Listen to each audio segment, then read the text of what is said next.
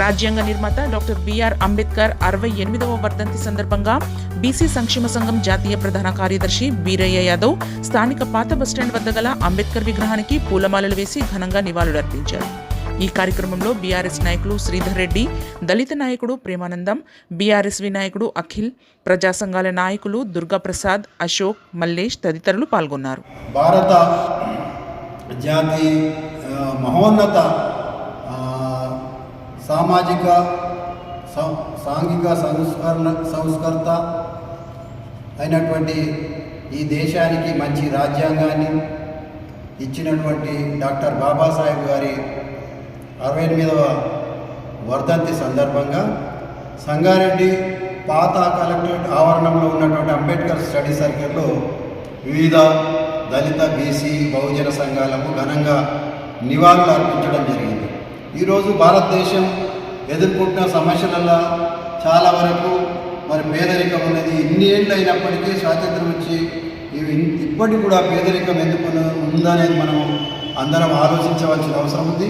ఈ దేశంలో ఉన్న సంపద కొందరి దగ్గరనే అది ఉండడం వల్ల, కొందరికే ఆస్తులు ఉండడం వల్ల ఆనాడు డాక్టర్ బాబాసాహెబ్ అంబేద్కర్ గారు ఈ ఆస్తులను అంతా కూడా జాతీయం చేయాలి, ప్రభుత్వం దగ్గరనే భూములు ఉండాలని చెప్పినా కూడా ఆనాడు ఉన్నటువంటి భూస్వామ్య వ్యవస్థ అంబేద్కర్ గారిని ఆయన రాశారో దాన్ని అమలు కాకుండా చేశారు.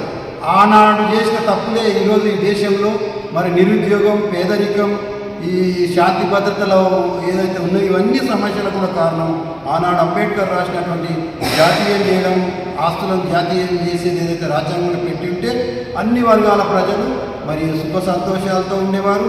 అందరికీ ఆరోగ్యం, అందరికీ విద్య, వైద్యం, అందరికీ సుసంపన్నమైన భారతదేశం రావడానికి ఆస్కారం ఉంది అనేది భావిస్తూ రేపటి పాలకులు, రేపు వచ్చే నాయకులు కానీ, ఇప్పుడున్న పాలకులు కానీ అంబేద్కర్ ఏదైతే ఆలోచన విధానం చేశారో ఆ ఆలోచన విధానాన్ని పరిపాలనలో చూపించాలి. భారత రాజ్యాంగం ఏవైతే మూల సూత్రాలు ఉన్నాయో హక్కు, ఏదైతే స్వేచ్ఛ, సౌభ్రాతృత్వం, సోదరభావం, శ్రేయోరాజ్యం, ఇవన్నింటి కూడా అన్ని ప్రభుత్వాలు తీసుకుపోవాల్సిన అవసరం ఉంది.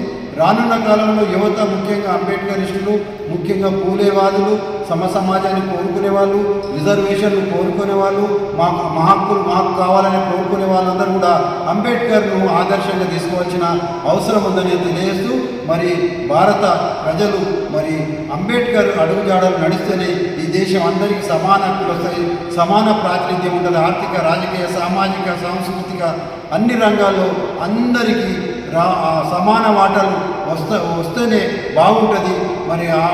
ఆ దిశలో అంబేద్కర్ గారి ఆలోచన విధానంలో అందరూ కూడా నడవాల్సిన అవసరం ఎంతైనా ఉందని తెలియజేస్తూ ముగిస్తున్నాను. జై భీమ్, జై Bharat. Thanks for watching NV News. Please like, share, and don't forget to comment.